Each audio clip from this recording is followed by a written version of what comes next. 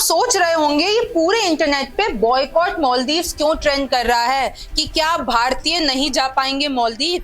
एक फोटो से कैसे छिड़ी है जंग, पूरा मामला आज आप समझेंगे।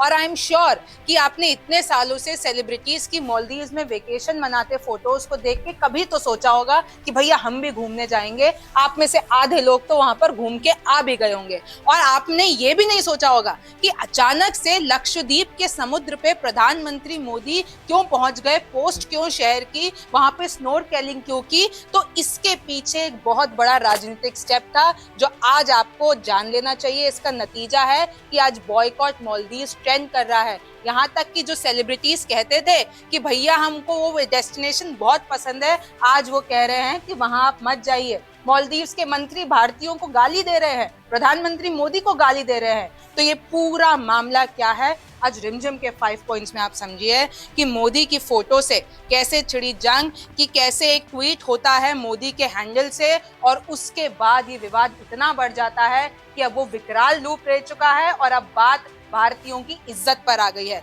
दूसरा, मालदीव और लक्षद्वीप में कितना फर्क है। तीसरा, चीन के दम पर क्यों उछल रहा है मालदीव। चौथा, पूरी दुनिया में क्या ट्रेंड चल रहा है हर जगह, चाहे वो गूगल हो, चाहे वो एक्स हो, चाहे वो इंस्टाग्राम हो। और पांचवा, कि क्या है लक्षद्वीप का इतिहास। सबसे पहले तो आप यही जान लीजिए कि पूरा विवाद क्या है, मोदी की फोटो से कैसे छिड़ गई जंग और अब सेलिब्रिटीज क्यों कह रहे हैं कि आप मालदीव्स मत जाइए। यहाँ तक कि मालदीव्स में कुछ मंत्रियों को सस्पेंड कर दिया है क्योंकि उन्होंने भारतीयों का अपमान किया।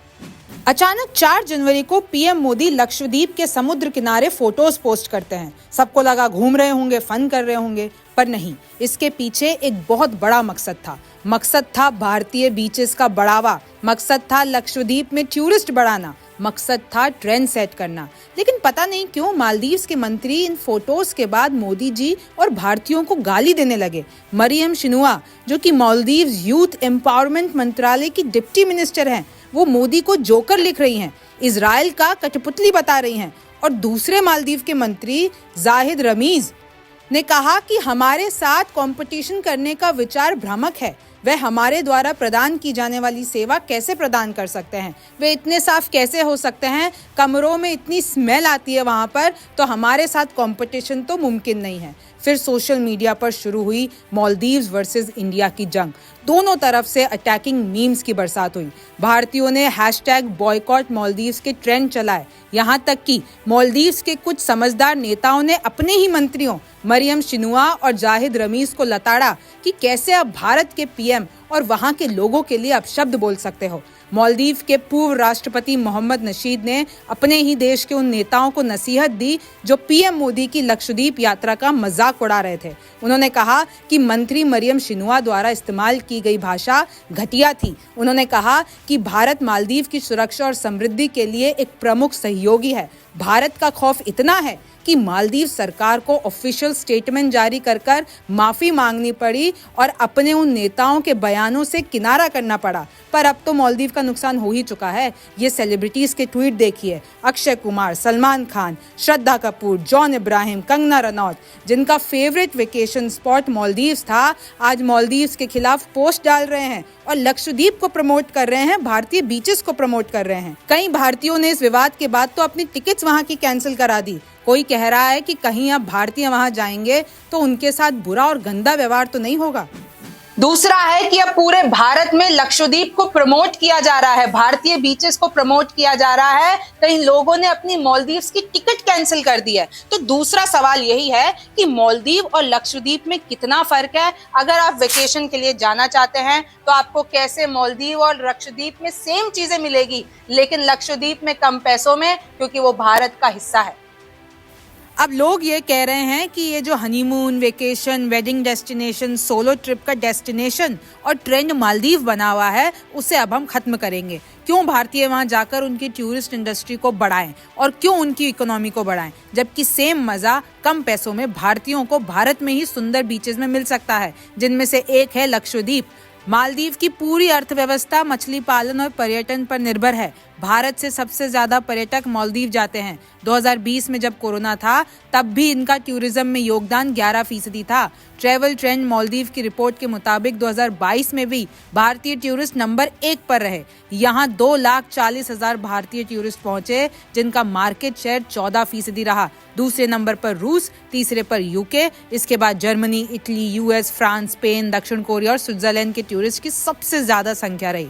2023 में भी भारतीय टूरिस्ट सबसे ज्यादा पहुंचे। अब कुछ फोटोज को देखिए जो कि लक्षद्वीप की हैं। वही सीन्स, वही सुंदरता, वही साफ और स्वच्छ पानी, वही खूबसूरत प्लेसेस और scuba diving, water adventure, snorkelling. और अब कुछ फोटोज आप मालदीव्स की देखिए कि कैसे आपको सेम चीजें लक्षद्वीप में मिल जाती हैं। बल्कि लक्षद्वीप में आपका पैसा बचेगा लेकिन सेम मजा आएगा। मैप देखिए कि 754 किलोमीटर की दूरी पर है ये मालदीव्स और लक्षद्वीप। ये मैप में आप इन दोनों की दूरी देख सकते हैं कि कैसे भारत से अगर हम ये देखें कि लक्षद्वीप इधर है और लक्षद्वीप के नीचे जाकर तकरीबन 700 से ज्यादा किलोमीटर की दूरी पर मालदीव्स है।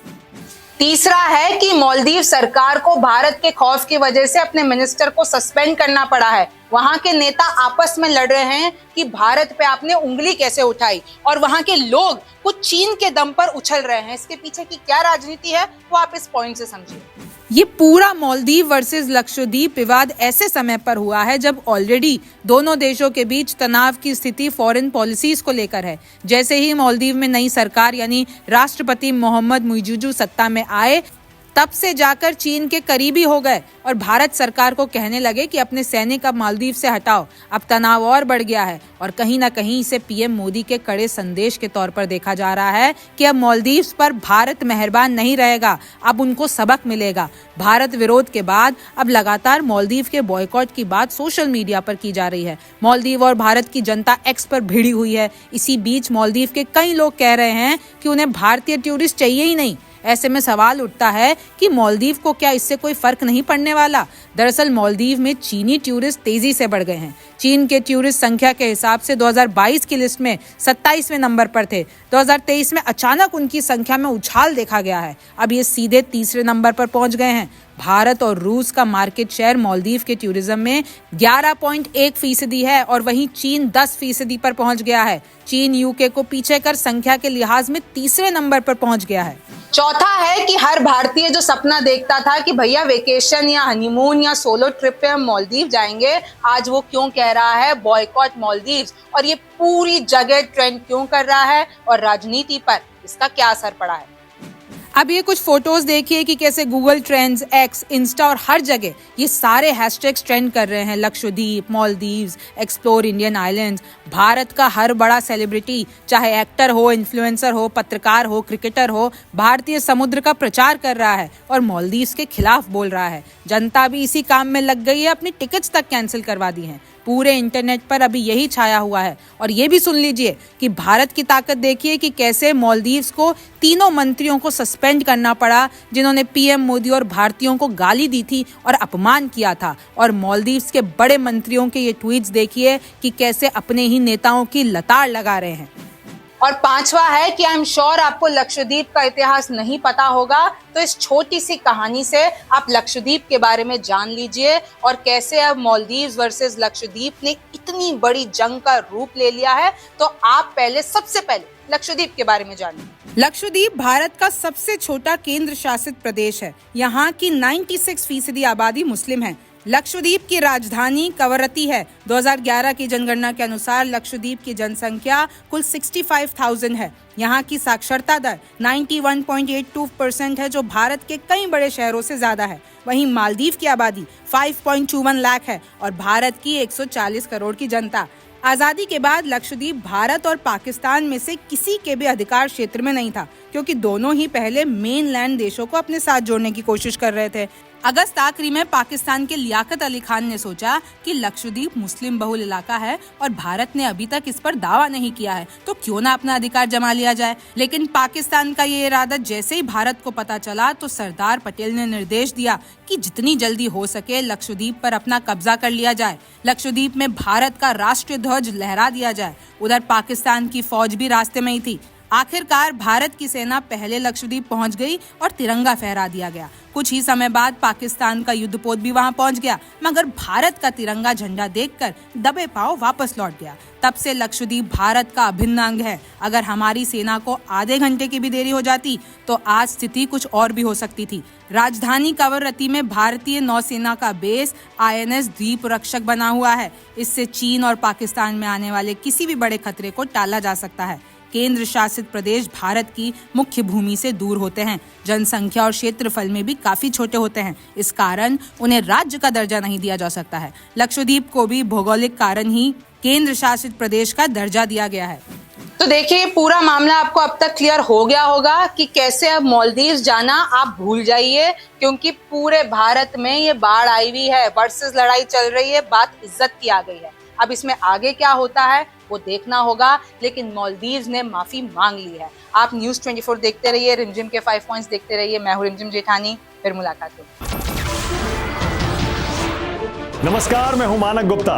अगर आपको हमारा ये वीडियो पसंद आया हो तो इसे लाइक और शेयर जरूर करें, और हाँ, हमें सब्सक्राइब और फॉलो करना ना भूलें ताकि आप देश और दुनिया की कोई खबर मिस ना करें।